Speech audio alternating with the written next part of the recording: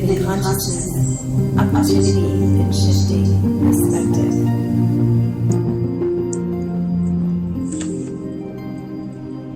Well, good morning to our consciousness visitors. This is going to be a powerful session today as we find ourselves in the chair and on the air. We invite you into a space where your consciousness is opened and curiosity is widened. My name is Dr. Tracy Covington, and I'm here with my partner, Dr. Kurt Bickford, a clinical neuropsychologist, consciousness and temperament expert, and author of the Living Consciousness series. Good morning. Good morning. Good morning, all. I'm pretty supercharged today as our radio webcasts have actually reached over 1,300 followers, and we are actually close to having 2,000 plays off the Living Consciousness series this year, and we're just grateful. We are so grateful that so many are finding interest, opportunity in shifting perspective. So a few little details before we get rolling onto today's show.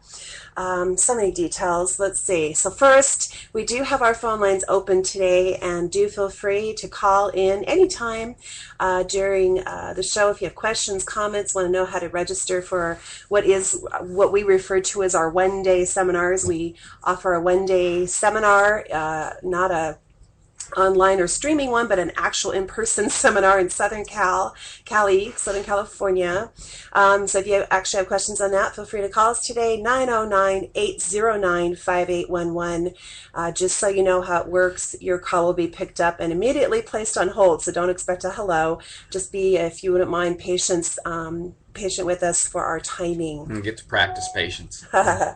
Okay, so we are going to be reviewing today in our show our last seminar in August, Embracing and Circumventing the Ego. So you're going to hear some really wonderful highlights from that show, as well as a preview of our upcoming one-day seminar, which is September 22nd. It's a Saturday, 10 to 4:30, and registration information is available in a couple locations. Our main website is Bickford, BICKFORD, Covington, COVING.com,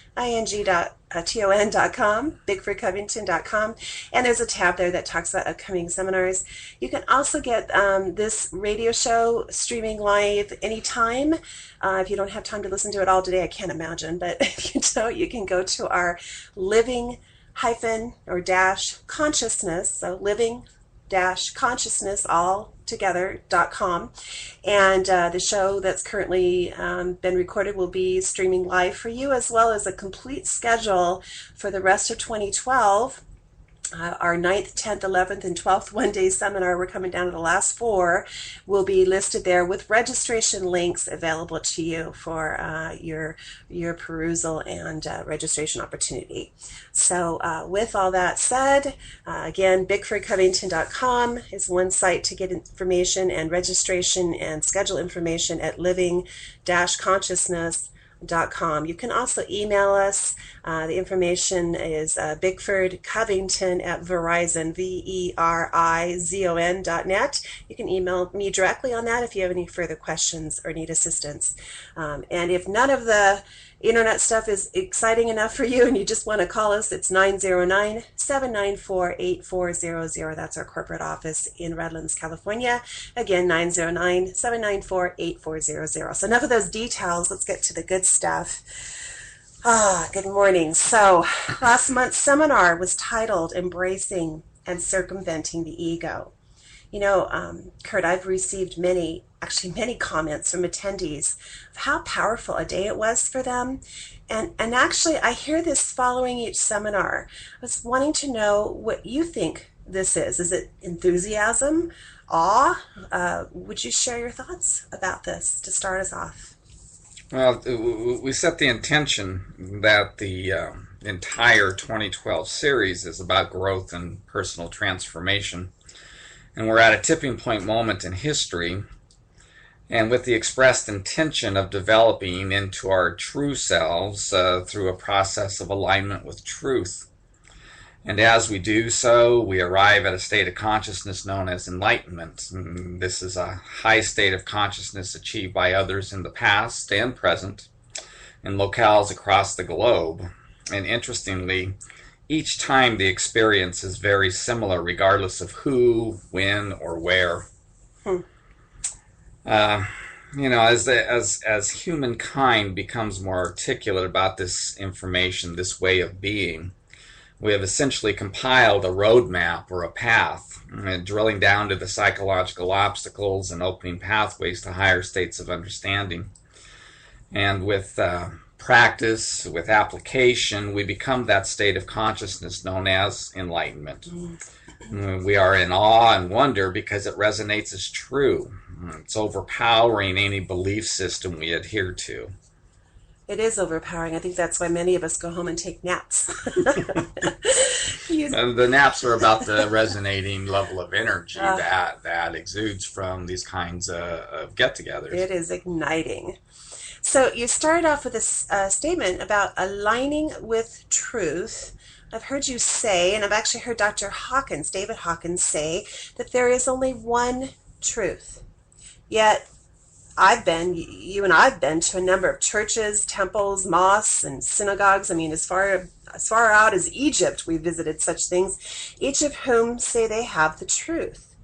Which truth is the true north? I'm sorry, what's the true truth? How are we to know what is true? I guess true north.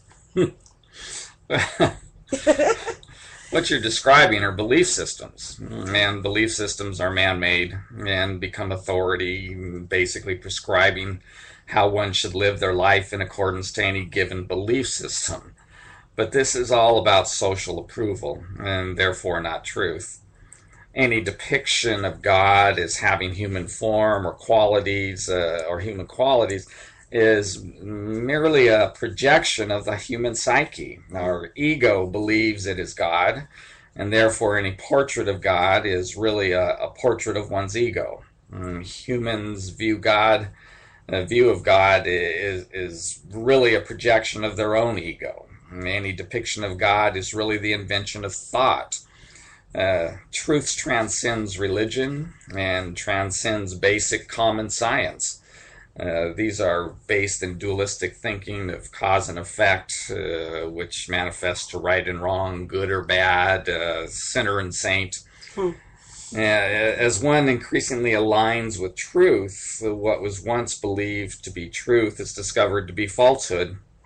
And with each release of falsehood comes an increasing experience of freedom, of oneness and connectedness with life. Eventually we discover that there is no specialness in the universe, but rather different expressions of consciousness, different aspects of God manifest and realized through our life and lifetimes. True self, higher self, experiences this as truth, while egoic self experiences this as a threat to its survival and tenaciously battles to be special and therefore locked into their belief system. Egoic self really enjoys the special titles, the special buildings, the special clothes, the special diets, the special rituals, the mysticism, all of it, etc., etc., etc., and the ability to judge and condemn others for being different than they, thereby feeling superior and special. If you think this through, it's just so easy to follow authority. And these are just programs and conditioning taught and repeated over and over as cultural memes. Humanity basically is ignorant and gullible and susceptible to falsehood. This actually also crosses to such things as, I'm not meaning this to be offensive ever, but even the idea that we have crystals have power, and if we sleep with a crystal, or if we hold up a crystal, if we wear a crystal. I mean, I love crystals. They're beautiful. They're absolutely beautiful. But even to that extent, yes. I mean, it's not just this idea of organized religions. It's all this kind of beating a drum a certain way. Again, I think these things can facilitate a settling of the mind, perhaps, but it's all that, is it not? The distortion is the idea that there's a specialness with any one of these things. A special energy that resonates with crystals. A special energy that resonates with a certain beat of the drum. Yes. Versus it's the individual experience. But we can get lost in all of these extracurricular activities. And not that some of them aren't helpful, Yes. but they're more helpful to the meditative process if utilized that way. But if we utilize it as a way of being special, of having a secret, then that is egoic, and it does not resonate as true. Okay. So where does one start? Well, it all starts with one's belief system. So the question shifts to which belief system are you using to live your life? There is a belief system that says life is a dog-eat-dog process where winning is glamorized and romanticized as a right, and fame and fortune determines your superiority and rightness. There's another one that says God wants you to follow all these rules he made a long time ago. And then he disappeared, letting humanity to basically really screw it up. Thus the tipping point we're in right now. And then, of course, he will reappear at some later date to judge our worthiness. Others, they believe that what happened to them is totally about them, leading one to conclude that life conspires against them, and they are confused. Others believe that they are entitled, that they themselves are the entitled ones, and whatever they believe is true. There are so many variations of belief systems, yet with close observation, we see each as a tether halting our growth and transformation sometimes before we really get going. So as we think this through, you have to ask the question, what belief system are we aligning with?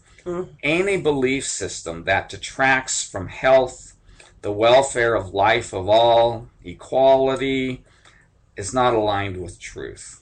Exploitation and manipulation of others for one's own personal gain and aggrandizement is a belief system of the ego. Even when religious or spiritual languaging is used, it's still egoic if being special is a component. The ego just loves special titles. Titles like doctor or senator or president or governor, judge, CEO, businessman, teacher, guru, just loves titles. And then ego applies a hierarchy to ascertain just how special they are. Where do I fit in the hierarchy? We also now see many individuals declaring themselves enlightened beings as a way of being special. Yet all people are transparent. You just need to have clear perception to see who they really are. Spiritual ego is the most dangerous expression to the continuance of life on the planet. One's ego will kill millions, destroy the planet, exploit the masses, and even let one die to prove that it is right. Wow. All belief systems can be understood based on the level of consciousness of the teachings. Well, so it sounds like the ego is a huge factor interfering with our own growth and transformation. Help us understand a bit more about the aspect of ourselves. Well, this aspect, ego, is a construct. It's a psychological construct just to help us understand. Its formation is in the animal brain. It's based in survival issues. Its basic platform is in the subconscious programming or the subconscious mind of human beings. Ego's belief system is based in causality, dualism, right, wrong, good, bad, God, Satan, heaven, hell. It often utilizes authority to justify its feelings, its thoughts, and its actions. And it is formed early through experiences while in the womb, at birth, or shortly thereafter, usually within the first 2 to 3 years, and certainly by age 7 or 8.